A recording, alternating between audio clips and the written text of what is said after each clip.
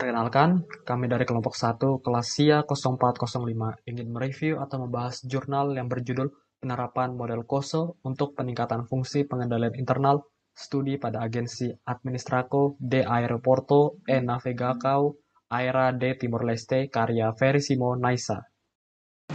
Latar belakang penerapan pengendalian internal yang efektif merupakan prinsip dasar internal audit. Penerapan pengendalian internal itu sebagai agensi ANET-L juga sebagai implementasi atas tuntutan dari standar organisasi penerbangan sipil internasional. Akhir-akhir terdapat fenomena yang menjadi sorotan media seperti adanya penyimpangan sebagaimana dilansir Sabot TL Suara Timor Lorosai tanggal 28 Oktober 2011 bahwa staf operasional internasional airport Presiden Nicolau Lobato mengancam melakukan mogok karena kurangnya tunjangan. Informasi akhir yang diperoleh dari media online Tempo Semanal tanggal 25 Desember 2013 bahwa pejabat atau pegawai Datisip tidak memberikan pelayanan terhadap pesawat Air Nord yang hendak kembali ke Darwin.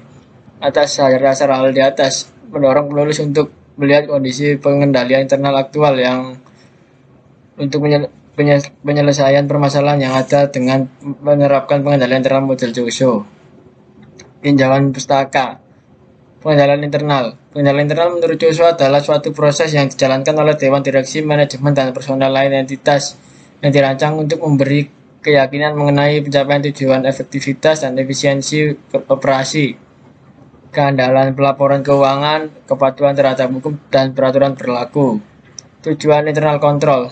Mueller pada tahun 2004 menyatakan pengendalian internal memiliki 4 tujuan objektif, yaitu pertama, operation are effective and efficient, 2. Compliance with laws and regulation, 3. Financial and management reporting reliable, 4. Safeguard asset. Komponen pengendalian internal COSO. Pengendalian internal COSO merupakan suatu sistem yang terdiri atas komponen-komponen subsistem yang saling berhubungan mempengaruhi satu dengan yang lainnya.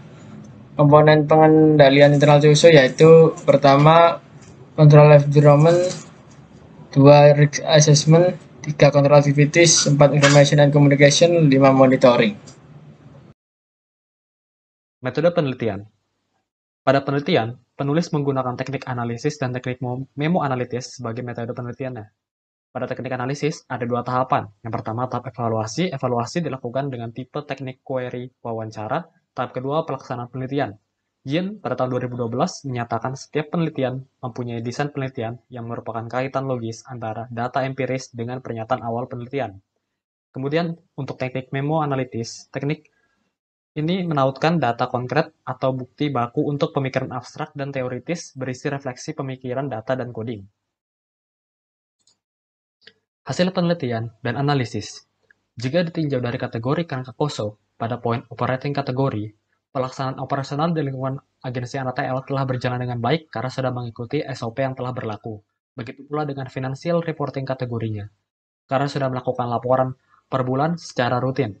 Tetapi, dalam poin compliance kategori, disimpulkan bahwa kepatuhan terhadap hukum dalam agensi ANET-L itu masih sangat kurang, sehingga dapat menyebabkan penyimpangan-penyimpangan dalam perusahaan.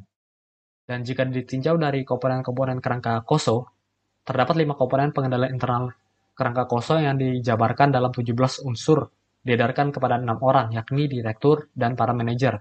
Dikembalikan 5 unsur jawaban yang diperoleh beragam. Setelah dilakukan cross-check melalui observasi dan wawancara, ditunjukkan realitas yang berbeda. Dari 17 unsur, hanya 9 unsur yang telah diterapkan.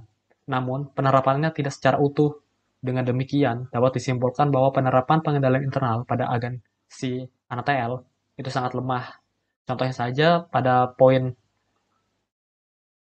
struktur organisasinya. Dalam struktur organisasi ANET-L itu belum diisi sesuai dengan UU yang berlaku, yaitu UU nomor 8 2005 tentang pembentukan perusahaan negara atau BUMN. Nah, maka dari itu, ANET-L perlu mengadopsi yang namanya framework COSO, sama halnya dengan standar-standar lain yang telah diadopsi, sebagai suatu langkah dan upaya agar penyelenggaraan tugas dan fungsi berjalan efisien dan efektif. COSO juga telah membantu menciptakan pola pikir yang berorientasi kontrol bagi manajer dan auditor internal sehingga risiko dan masalah pengendalian dapat dilihat secara konsisten baik secara internal maupun eksternal.